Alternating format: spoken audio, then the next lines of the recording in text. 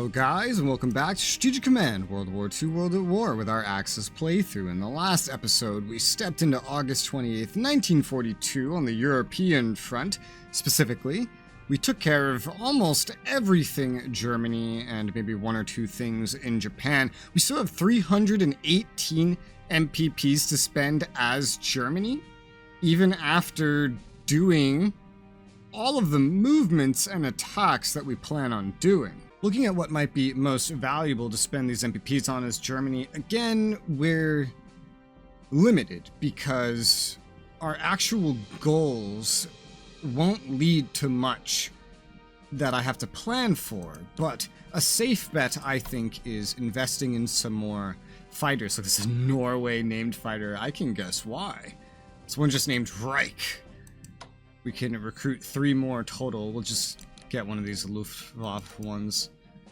And that'll be 288 MPPs. Go ahead and purchase those fighters. I think that'll be pretty good. Down to 30 MPPs. And so that's essentially Germany taken care of.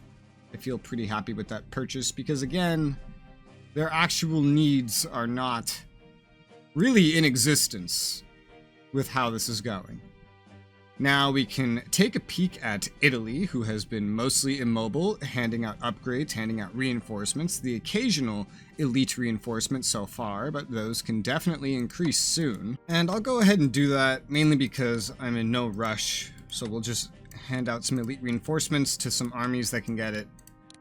There's not a lot else for Italy to do in this war anyway. We've gone ahead and spent literally all of their MPPs. They're already out. Italy has terrible MPP income. Even if you give them Greece, even if you give them Egypt, they still manage to have terrible MPPs pretty much no matter what.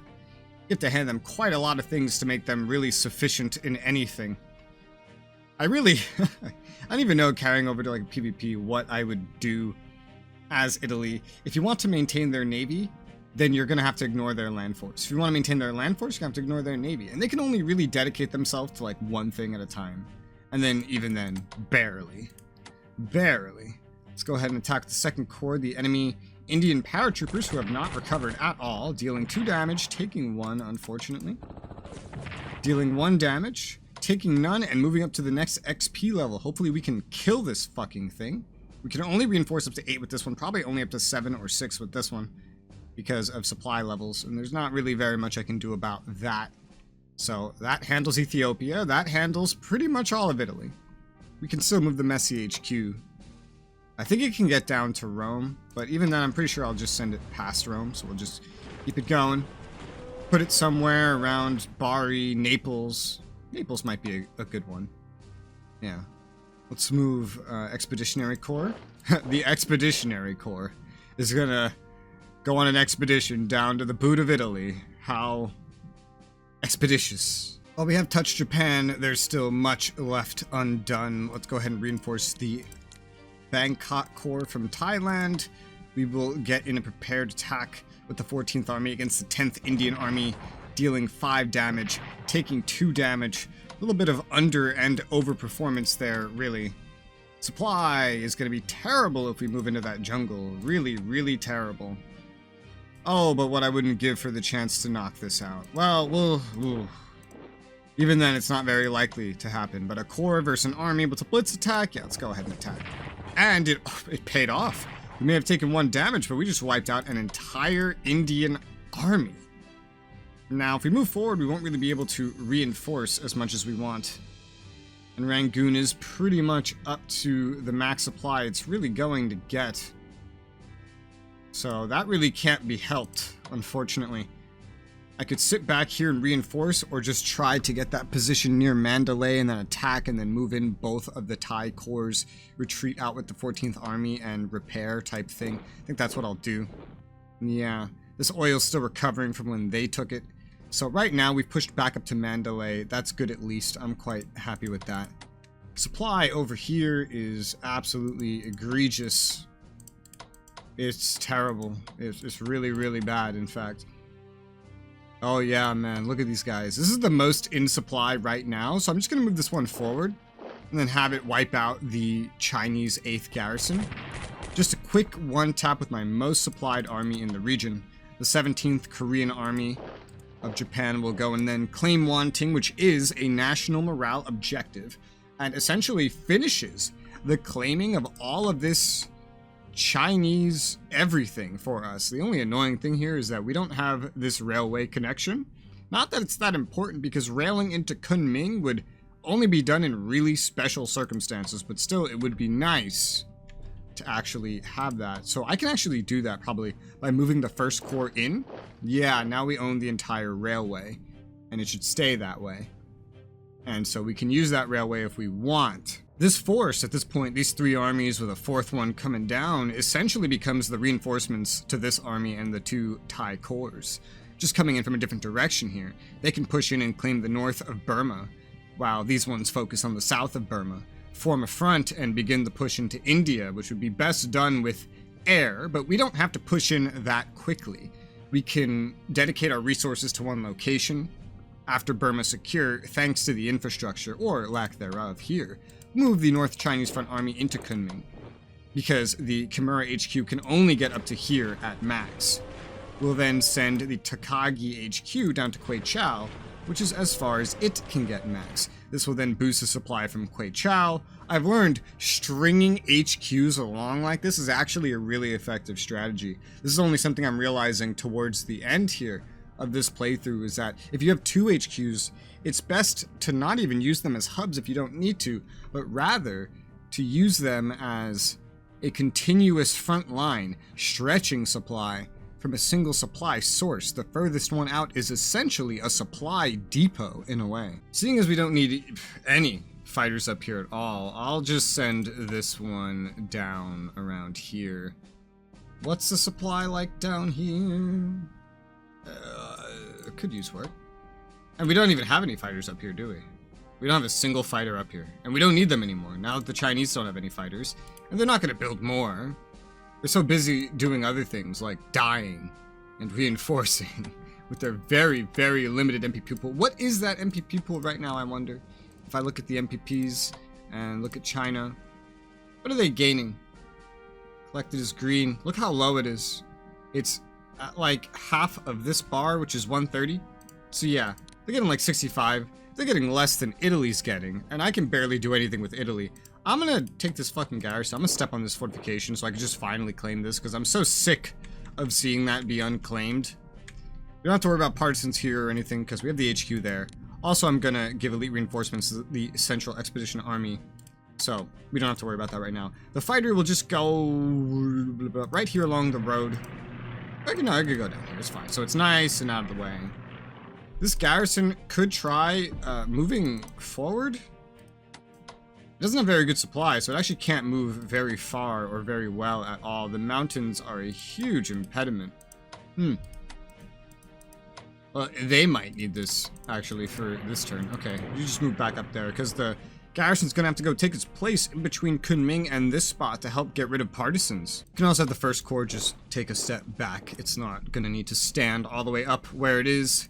We've already done our attacks over here in this region, and anything else is pretty much just limited by our ability to move in this very narrow hallway. I was thinking of moving this one up to support these two and just having 1, 2, 3, 4 here, 1, 2, 3 up here. Kind of go down these separate paths, 3 up here, and then 4 kind of down this way. I still don't really want anyone advancing up here. The supply would just be so bad. 8, 7, 6, 5, 4, 3. You see how that supply works? That would be fucking terrible. You'd need to put another HQ right around here or here to even attempt to make that work. And I don't think that's really worth it with the way things are going.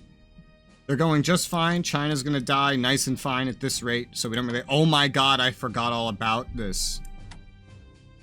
I was thinking like, okay, I'll just keep the paratroopers ready for when they can flank. They don't need a flank. They can land on Lanchow. Lanchow, get it? Land. They could take it right now by just dropping on it. I didn't even think of that. That could totally bypass the zone of control. Now, landing in the zone of control of an enemy unit probably means losses. But taking Lanchow right now means progress. So let's fucking do it. Woo! We landed. No losses. We're here. We probably don't want to attack anything after that, because for some reason we're gonna get slaughtered by everything, but we just took Lanchao. So there goes the second Chinese capital. The third one is about to pop up.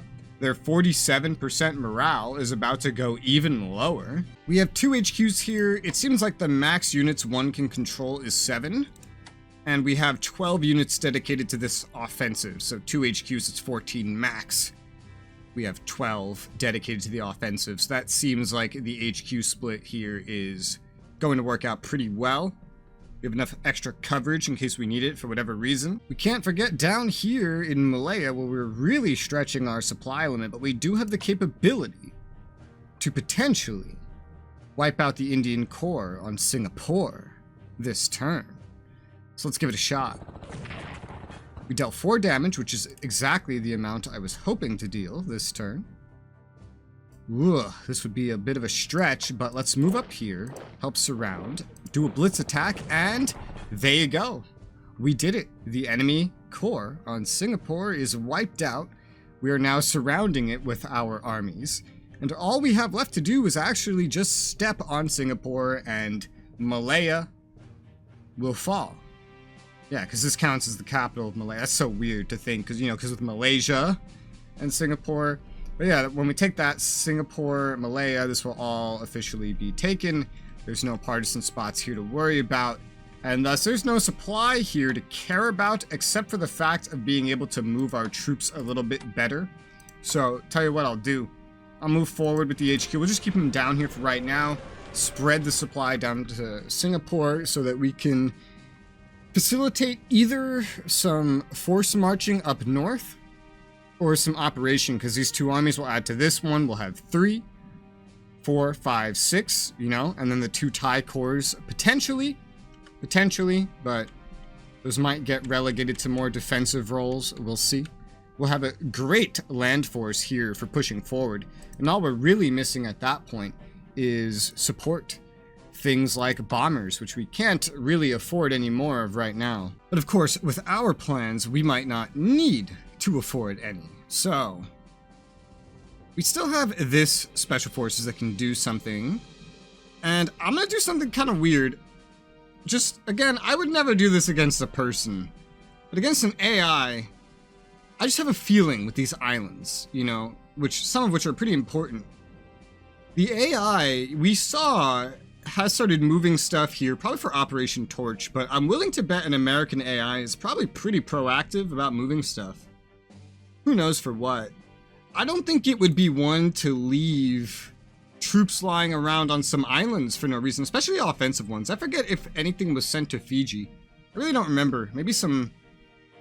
I don't know, actually. I really don't. But I know there was tanks here.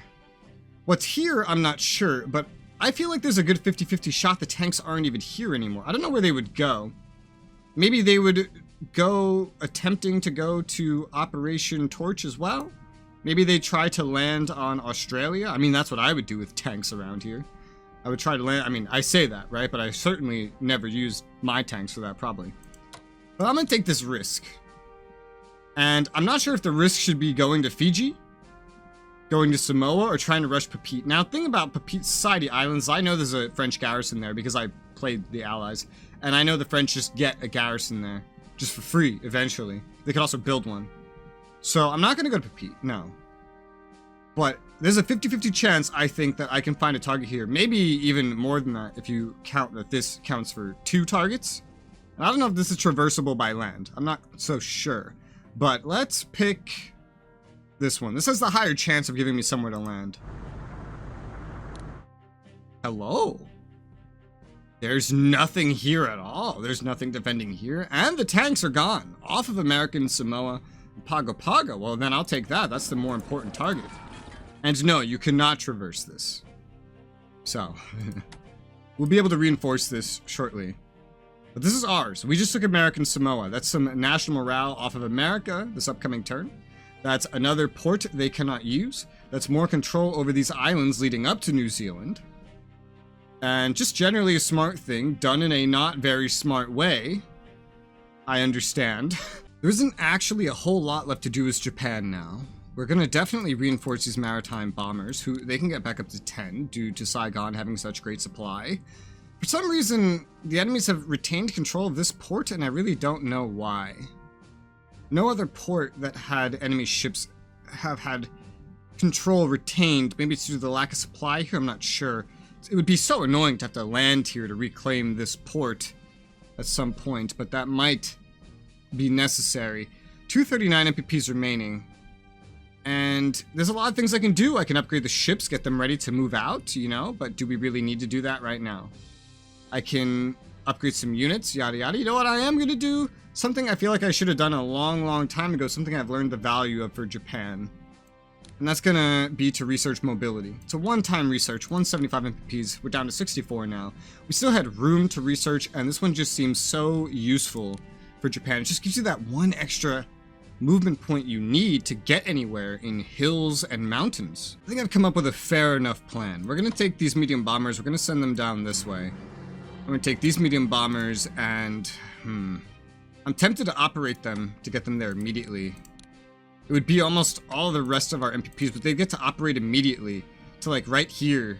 And that would be without fighter support, of course. One thing to keep in mind.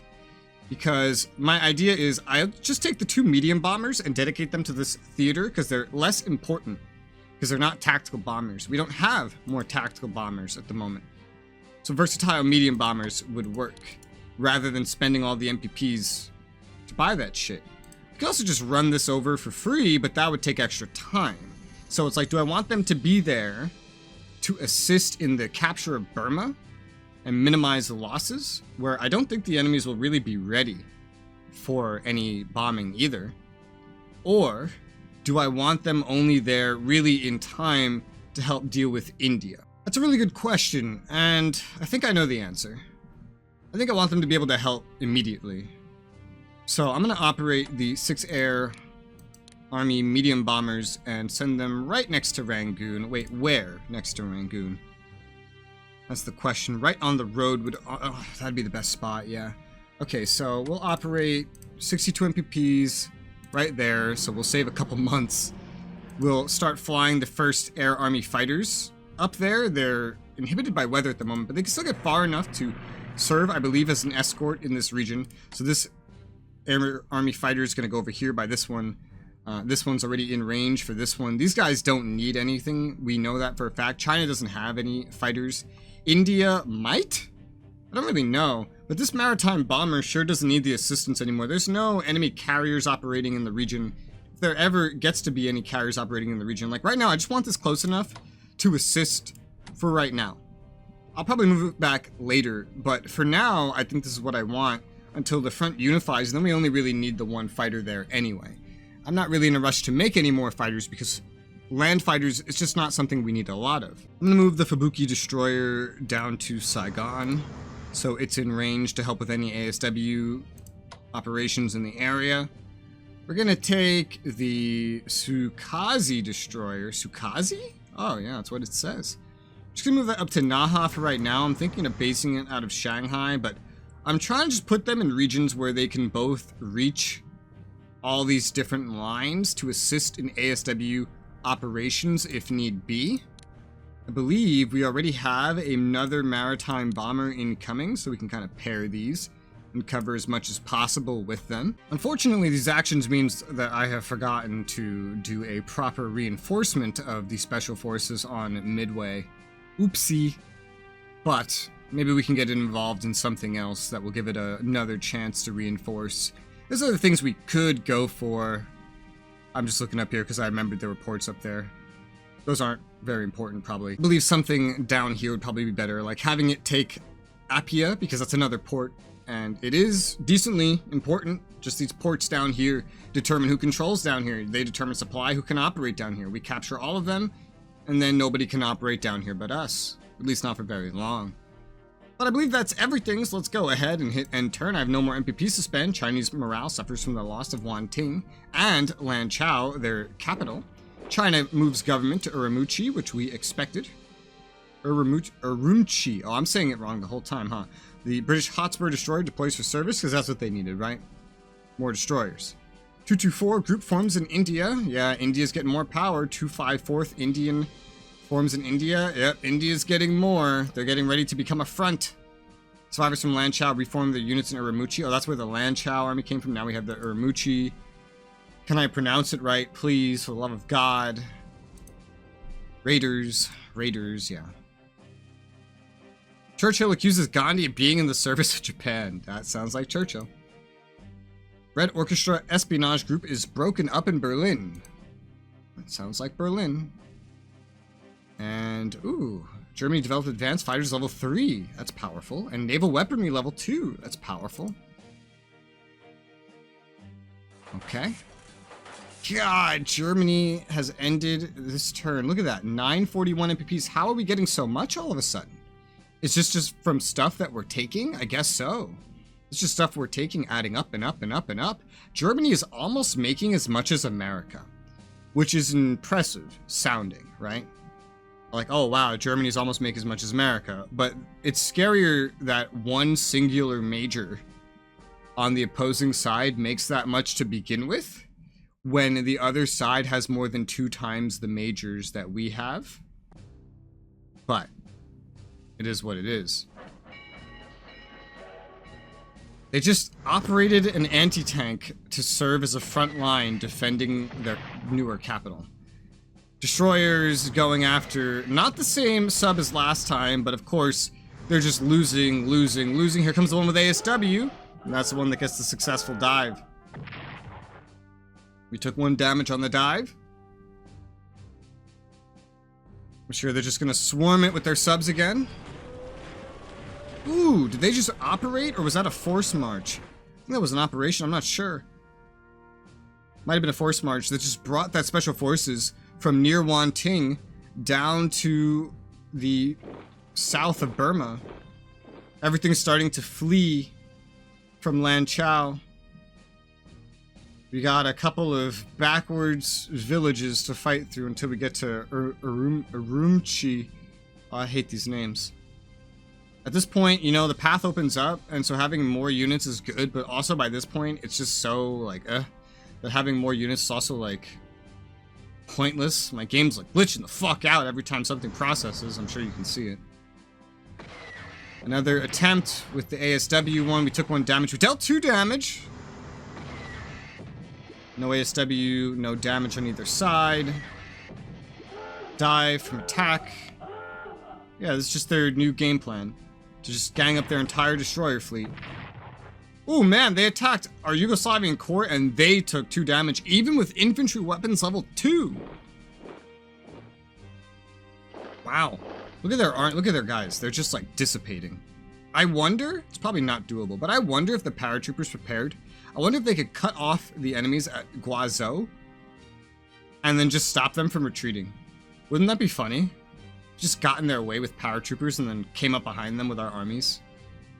Oh, this is where I wish we had mobility. We don't really have the capability to follow them right now. Oh, so the anti-air by Gorky also went down to Kubyshev.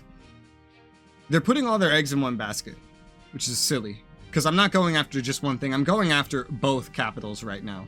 And they're putting everything into defending one, to the point of spending everything on operation to pull it off. Woo! Yay! I wonder how much we took out of UK USSR now that... Well, maybe we just moved. Would we already be raiding it with the planes? I don't know. UK USSR lost 8 MPPs. I think this is a plane. No, this is a plane. Yeah. Wait. This is a medium bomber, isn't it? I think it is. Army in Leningrad, yeah. Ooh. Anti-tank, yeah, okay. Hurry up, there's something I want to look at. Okay. Were you guys raiding already? Well, yeah. While being operated, these guys were already raiding. They actually weren't taking that much out of it. I believe the subs were taking way more. I also don't know how much is being transported through here right now in the middle of the winter. But now we have things that have naval weaponry upgrades and things that could use more. And we have an enemy destroyer just chilling around. God, imagine stepping on Murmansk. Wouldn't that be so great? And then you could just shut down this line altogether. And it'd be even more valuable than this as a setup. But imagine operating around Murmansk. That sounds terrible. Supply here is terrible. You have to ship land units up here or dedicate Finland to it. If you have Finland, this could only easily be pulled off if Leningrad's already fallen somehow. You could dedicate Germany for that. Trying to think ahead to like different strategies that I haven't done. But looking at Italy first, some of our units can get on the move already. The 10th Army can just march right up towards Jerusalem. We can take this HQ and move it to the closest possible town in Egypt. This is the one that's going to follow them for sure. We can send the 5th Army over there as well. It'll take armies to knock this down. Once we have it surrounded and wiped out with this Turkish corps can evacuate, let's say. Put an elite... actually, I'm not sure. Yeah, you know what? With how things are going, let's just give the elite reinforcements to that army. Let's give elite reinforcements to these medium bombers. That's already most of Italy's MPPs, but it's fine. What is supply like out here? It's not going to end up being very great, but it's decent for now. We're going to send these tanks down here, just take a peek. Alright, if there's anything on Siwa Oasis, it's not out this far. Even though I saw something moving this far. We could do a little recon flight over with our fighters, because it's about all they're really needed for. Okay, there is something there. The Special Forces of Rhodesia. Honestly, I think I might get these fighters ready to leave here, because I don't think we're ever going to run into any enemy fighters ever again down here. So, we'll put them on this town for right now, so they can kind of handle themselves logistically. And they'll probably get heading away as soon as possible, back to the mainland where they'd be more needed, maybe in range of over here where they could be needed. There might be enemy air support coming in there at some point. Certainly, we don't really have a road connection over here anymore, or I mean a rail connection. Yeah, it's all road. Stuff might be about to break out here that we might need to / want to respond to, so we have to keep that in mind for sure. But I think taking Jerusalem's more important than shifting everything over to Tripoli. I'll also take one of these corps and I'll start shifting them down this road to go step on this town, maybe go step on this one, because we're probably going to be able to step on both of those. This one, I don't even know where it needs to be, really. Somewhere just around here works. It's not in a very special situation. Just down here on this hill would work pretty well. Eventually, I might shift over to actually conquer the Oasis. Not that the Oasis, again, is very important. It's more the unit on it that could make it somewhat important. And we have enough MPPs remaining to go reinforce this sub. We're down to 28. That's probably all we're going to spend MPPs of Italy on. It's about all that we can spend MPPs of them for. Let's send this HQ, Messy HQ, down to Naples.